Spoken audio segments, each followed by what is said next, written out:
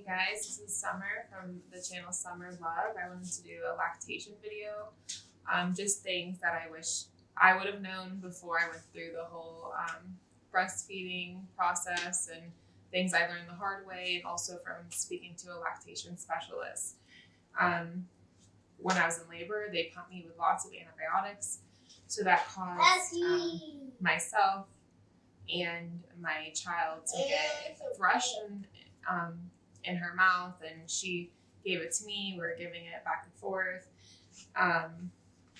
One thing to do to help prevent that and to make the thrush go down is to use coconut oil before and after feeding, so you can clean their mouth with coconut oil with a rag or a piece of gauze. And I recommend applying coconut oil to yourself to protect yourself, not too much, especially when they're a newborn. You don't really want them to digest anything other than your breast milk, especially the colostrum in the beginning is the best. They gave me this cream that was supposed to be all natural in the hospital.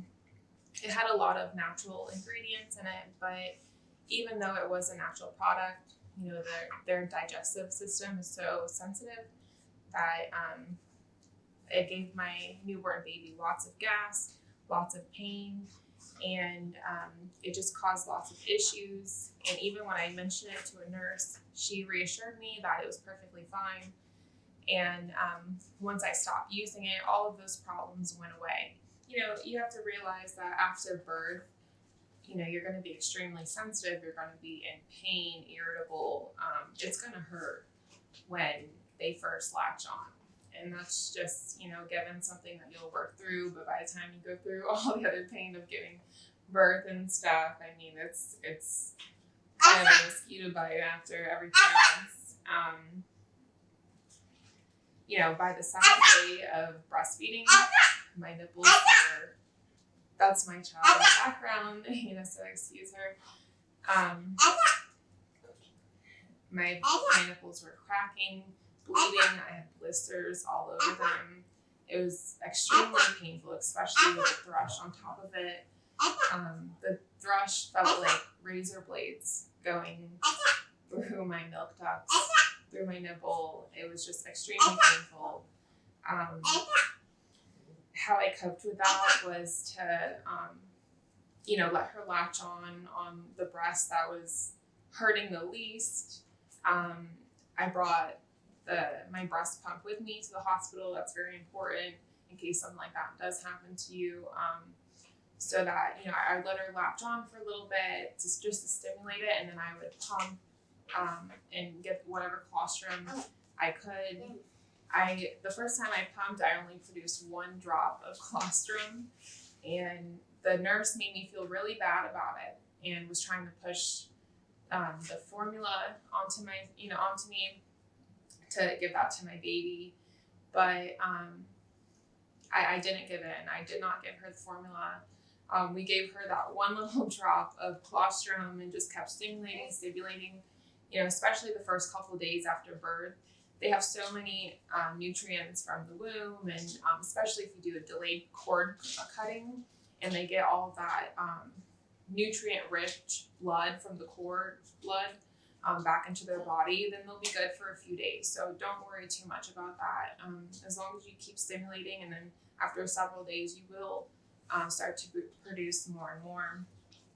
Keep the baby on 1 breast the entire time you're breastfeeding. As far as, you know, every 2 hours, you're going to need to breastfeed. So for that one time, for that 2 hours, go ahead and just leave them on that 1 breast, especially if they're latching on well. You start producing, don't take them off as soon as, you know, you think halfway through the time you're supposed to breastfeeding, you switch them up. You know, your body's going to think that you only need half the milk than what you really need to produce. You know, once I started to do that, after I talked to a lactation specialist, and I started to keep her on the same breast, or even if the time I was breastfeeding, if it was cut short, she would only breastfeed for, you know, 5 minutes or something, then I would continue the next time, you know, after 2 hours, I would continue on that same breast because it didn't get a full time to produce the milk. And once I did that, my milk production went way up. And if you do produce lumps in your breast, you start getting pain and stuff. The milk ducts start getting infected, which that happened to me 2 or 3 times. How I got through that is during those times, I would just massage my breasts and stuff. I would do cold, compresses on them, and even cold cabbage. I would get a head of cabbage and put it in the fridge. And every time I would lay down or even walk around the house, go to sleep, it's perfectly shaped for your breasts as well. I would put it on, and you don't want to wear a bra at those times. If you wear a bra, it's going to make your milk ducts, it's going to make it harder for that infected milk to drain out. So you're going to want to not wear a bra, and put the cold cabbage on. And one time I was so infected in one of my breasts, and I put the cabbage on, I went to sleep, and when I woke up, I was like, oh, what's that smell? And then I, got the cabbage off. I kind of forgot what happened. And all the infected milk came out. It drew out all of that milk. And I just washed up, put some coconut oil, because the coconut oil keeps the bacteria down and stuff. And the infection went away. But you're not going to want your child to drink that milk if your milk ducts are infected. You're going to want to pump it out. If they do, there was times where I didn't really realize that I was starting an infection, and she did drink it, and then she threw it up right away. So that was good. At least she threw it up. And when you are pumping at those times, if you do have a clogged duct, then you're going to want to massage it. Sometimes it's the milk is stuck. You don't want it to coagulate in there. But the harder it gets and stuff, the harder it's going to be to get out. You might have to go to the hospital eventually, so you don't get septic in your blood. But so you're gonna want it's gonna hurt, but you want to just massage it, push it, and try to push it out, and then do the cold cabbage and just try to rest. Drink lots and lots of fluids. That's another thing. From the beginning, you have to drink tons of fluids. I didn't know that once I was in labor in the hospital that they weren't going to let me drink any liquids. I'm someone who drinks tons of water every day, and especially being in labor and everything, all the stress of it, I needed tons and tons of water, and they would not let me drink anything. They would let me chew on some ice cubes, and just be hydrated before you go to the hospital. Bring water with you. I didn't realize that they were just going to give me tap water. They weren't going to have any bottled water for me. Make sure you have water on hand. In the beginning, when you do give birth, in the beginning, you have to drink at least 9 bottles of water a day to produce the colostrum and everything that you need. And then after that, how much water you need goes up from there. So another thing is, in the hospital, they might try to teach you all these fancy ways to hold a baby, so that they'll latch on. None of those fancy ways, the football way and all that, none of that worked for me. It was painful. I just did the traditional way, having her head here, her body crossed. I'm not sure what it's called. But, if you find a way that works, I would say stick to it. You don't have to worry about switching up positions, doing different ways all the time. You find a way, stick to it. Just remember that pumping does not stimulate your breast milk. So that was one thing that I had to learn the hard way. I thought that not only her latching on would stimulate me, but the pumping as well. So I'd pump, and then the next day my milk production would go way down. I'm like, what's going on? I pumped like crazy today. But that's just getting rid of your milk. It's almost telling your body that I don't need this milk and my baby doesn't need it anymore. You're getting rid of the milk. The baby's not touching your breast, So you're gonna want to stimulate at least once a day, you know, unless you're severely infected and you can't have the baby latch on at all. But you don't want to go more than a day or two without your baby at least putting their mouth on your nipple. You want to keep that stimulation going. And I don't recommend laying down with your baby while breastfeeding until they're at least 8 months or more. And especially not if you're a heavy sleeper or if you move a lot when you sleep. You know, I used to be a heavy sleeper, but it seemed like as soon as I gave birth, I was on such high alert with my baby and wanting to make sure she's okay, that any little noise or anything, I'd wake up immediately. And I stopped moving, like after I gave birth, because, you know, you're not supposed to, but sometimes I would have her in the bed with me, but like kind of on the other side and in the corner, you know, near the wall and stuff, so she couldn't fall off. And just if you're a heavy sleeper or anything, I wouldn't sleep with my baby latched on at all. And if it does come to that and you do feel like you do need to lay down and your baby is breastfeeding, they do have ankle monitors that can keep track of the baby's oxygen level. So if their oxygen level does go down, if you are suffocating your child by accident, an alarm will go off. I know that they're expensive in the store if you buy them brand new, but so many moms buy them. They might not even use them, or they use them for a short period of time.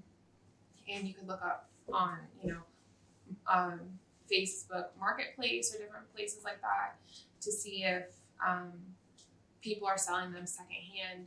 I know my best friend found one for like $6, a brand new one, at the Goodwill. So that's also a good place to look. And I know from the beginning I wanted to breastfeed for a long time. Like I had all these long goals in my head, but all the difficulty that I went through with breastfeeding, you know, just being 2 weeks into it, like it seemed so overwhelming. And, you know, just the thought of like, oh my gosh, I have another, year and a half or whatever, you know, to breastfeed it. It's too much. I would say set small goals for yourself. If you've been breastfeeding for 2 weeks and it's been hard, say I did it for 2 weeks and I can do it for another 2 weeks, and set 2-week goals, or double however long you've done it. You've been doing it for 2 months. I've done it for 2 months, and I can do it again for 2 months. You know, another 2 months, and just do it as long as you possibly can. Everyone's different. Everyone's not gonna produce the same. I know lives get in the way as far as your job and things, and having to put babies in daycare, it makes it very difficult. So you shouldn't feel bad if you have to stop breastfeeding. As long as you did everything you can to do it as long as possible, I would say that that's a win. And one thing that is very important is to make sure you have enough support when you're breastfeeding. Because I know there's times where I was like, I'll just let her do it this one time, and I'll hold her, and I'm in an uncomfortable spot. My back is hurting, my arm's falling asleep, and I'm just like, I'll just do it this one time. It's fine. And then if you get into that mentality, then you're going to say that the next time and the next time. And I wound up breastfeeding in an uncomfortable position for months after, just because I got it in my head one time that it was okay. Take the time, even if your baby cries for a minute or two, it's much better for yourself and your mental health, and just being able to breastfeed longer, and almost enjoying your baby at that time, and bonding with your baby and watching them, and you can take sweet videos of yourself with your baby and stuff at the time, instead of sitting there being so uncomfortable, being in pain, and just like waiting every second, like counting the clock and thinking, I can't wait for this child to get off me. It just changes the whole dynamic of it if you're comfortable. And I found like the bobby pillow was the best for me. And definitely pillows behind you when you're sitting. You're gonna get extremely hungry while you're breastfeeding. It's great to have snacks, especially water. Like I'll I'll be perfectly fine. I'll sit down and breastfeed. You know, in the middle of breastfeeding, I feel like I'm dying. I've been in the desert for 5 years. You know, make sure you have water around, some snacks, and that'll make it a lot easier to get through, especially long periods of time of breastfeeding. Especially if you get up to, you know, 1 year old and older, they're gonna want to breastfeed for a while. So it just makes it easier to get through. I got the bobby pillow as well as the pillow that clips around the back of you. That one was really expensive. And I didn't even use it once. Thank God I was able to take it back to the store. But, you know, I would say the bobby pillow is good enough. And also, you know, things like that. People donate all the time to Goodwill.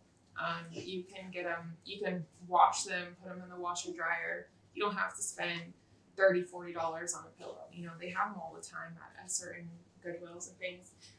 And the times when you do have to pump and you can't produce, or you know you have an infection going on, or you need to just pump just because you're going to be away from your baby for a while, someone's going to be watching your baby.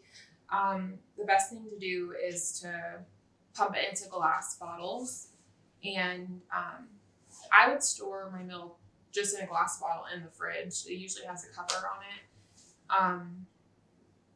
And that way I could just take it out the fridge and I could heat it up directly into a pot. You never want to put breast milk in the microwave. It's going to pretty much ruin all the nutritional value. And it's going to make it, if the milk essentially radioactive, it's going to be very bad for your baby if you do that. You're better off giving your baby cold milk if they'll drink it, rather than putting the milk in the microwave. You're going to want to get a little pot, put some water in it, about the same amount of water that is going to be like the fill line. However much milk is in the bottle, that's how much water outside of the bottle in the pot you're going to want to fill up. And then just heat it up on low until it's lukewarm. Always test your bottle on your wrists, not on the outside of your arm, because that's not as sensitive. And also realize that the baby's mouth might be a little bit more sensitive than even the inside of your wrist. So, just be aware of that. Especially if they pull away or something when you do give the baby a bottle, just automatically assume that it might be too hot. And sometimes, if you don't shake up the bottle really good after you do heat it up, it might be cooler on top than it is on bottom. So when you test it, it might feel cooler, and then when the baby starts drinking it, it'll be hotter. So make sure you shake up the bottle really good. Test it a couple times, even put a drop on your lip or something like that. You do not want to burn your baby's mouth. And then also times where I did have infected milk ducts and things, and she could not drink my milk at all. I had to pump and dump it. I did give her goat's milk, and so I did not give her any formula. And there was a couple times I gave her some oat milk or something like that, but that's really high in sugar. So I found through research that goat's milk is the closest milk to human milk. It doesn't have,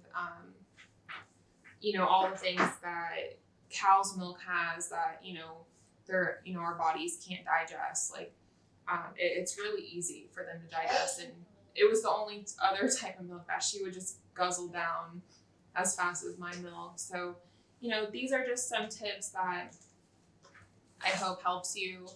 That helped me out a lot. So, thanks for your time.